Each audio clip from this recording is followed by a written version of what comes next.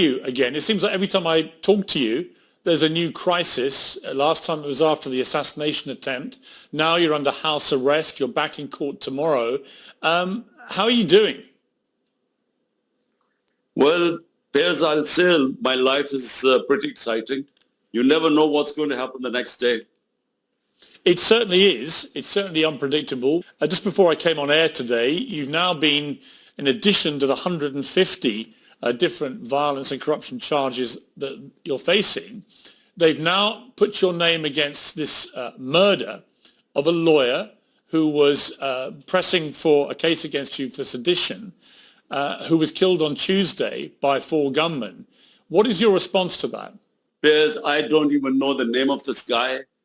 It's Abdul Razak. Again, I repeat, it is the case didn't even register on my radar. Of course, I had nothing to do with it. Everyone knows I had nothing to do with it. People in his family know that I had nothing to do with it. The other charges, Imran, there's 150 of them. It's a huge amount. Obviously, if you're convicted of this, you'll go to prison, presumably, for a long period of time. What do you feel about this? I mean, you're back in court tomorrow. They'll decide whether you can go back home under house arrest or presumably whether you will be incarcerated. What is your general view about what is happening to you?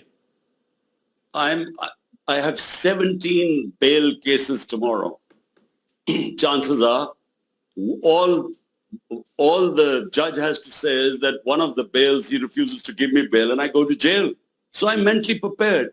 But, you know, Piers, what is happening in Pakistan, we are back to the dark ages. I mean, there's no rule of law left here. What has been happening to my party, 10,000 of our workers are in jail and the judges give them relief and the police picks them up in another case.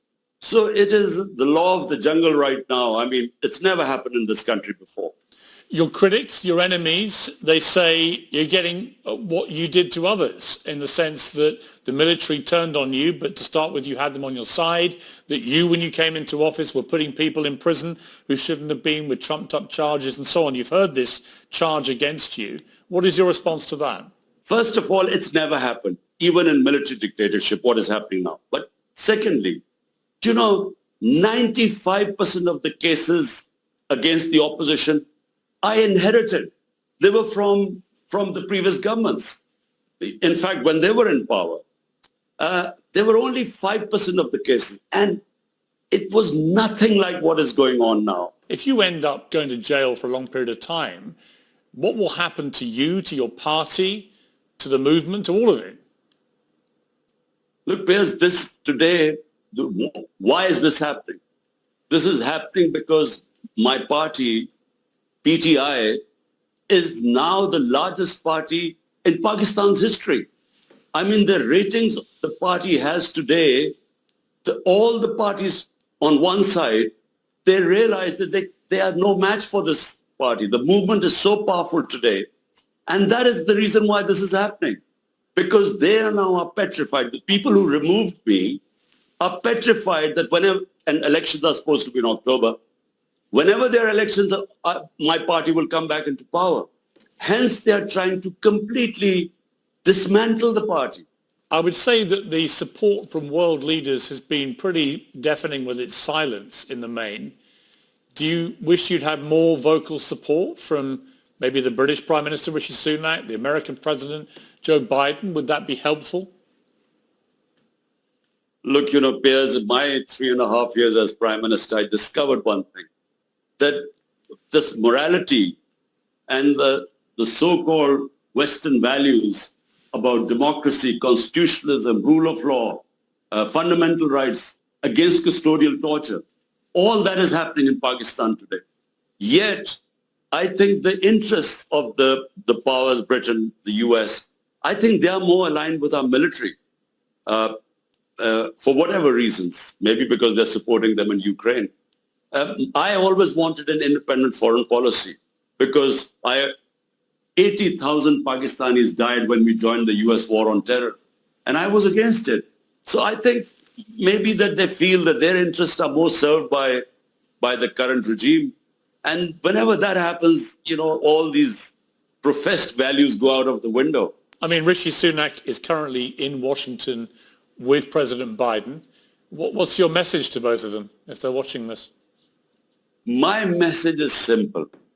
Firstly, countries only sort their problems out from within. But the professed values of United States and United Kingdom, I repeat, is democracy, is fundamental rights, rule of law. I mean, whenever they criticize Hong Kong or China with the Uyghurs or Russia, they always talk about the lack of human rights and fundamental rights and lack of democracy. But here's one standing for democracy. And all these values are being violated, yet not a word from them. But, I didn't really expect much. Imran, on a human level, I've spoken to you after people tried to kill you, and they came very close to killing you. That was just 6 months ago or so. You've got a family, you've got these 2 young sons. You tweeted recently, the only thing I miss these days is hiking in our northern mountains with my sons. And that was a very human thing to tweet. And I, as a father of 3 boys, not dissimilar age to yours now, that really resonated with me. How are you doing on a human level? Well, it's a huge sacrifice, because what is happening right now is we are basically fighting for rule of law and democracy. On the other hand, we now have, we are heading towards the worst type of dictatorship. It's a banana republic right now, where the judges now are no longer independent. They are threatened. Media is completely muzzled. My name is not allowed to be mentioned on the media. And you can't demolish the biggest political party by the steps they've taken, these draconian steps. So therefore, what is at threat is our democracy, our future. So there's no, this has been one of the most toughest years of my life. Are you able to see your sons? No, I can't. This is too dangerous a time for me to ask them to come over. And I'm confident that this is not going to last very long, because the system cannot take this much longer. The judiciary is overawed right now. It's cowed down. But the judiciary has a past 15 years, it's asserted its independence. So at the moment, it's the terror, which is in Pakistan, it's a reign of terror. I mean, people are frightened. People are picked up in the middle of the night. It's like in the Nazi Germany. Imran, each time I talk to you, I'm always reminded that, I spent my formative years down at Sussex County Cricket Ground watching you bowling magnificently for Sussex, and you were one of my sort of heroes then, cricketing heroes. Do you ever wish you just hadn't gone into politics? I mean, serious question. Given the impact on your life, the danger, the threats, the assassination attempts and so on, do you ever wish you just, had an easier life? But Piers, look, in Pakistan, there are 2 ways. One is when you go into politics as a political career. In my opinion, it is the worst career to ever choose. I would never suggest politics as a career to anyone, as a career. Secondly, is the politics where you are so privileged. I had more respect than any other Pakistani. And what I wanted to do was, what I first saw and admired in England when I went there as a teenager, rule of law. We never had rule of law in this country because we had dictatorship. Either we had dictatorship or 2 families, but they never allowed people to have rule of law where fundamental rights were protected. And as a result, the country is not, we never knew freedom, real freedom. First time I saw was in England when I went as a teenager, and I discovered how rule of law and fundamental rights liberate a whole people. So my movement started 27 years ago. I realized that unless we have rule of law, we have no future. Well, Imran, you will always have a berth on Piers Morgan Uncensored. I've spoken to you numerous times in the last year. It's been a quite extraordinary period in your life. and I'm living it vicariously, sitting here safely in London. I wish you all the very best, and hope next time I talk to you, Piers. it's in a slightly calmer circumstance.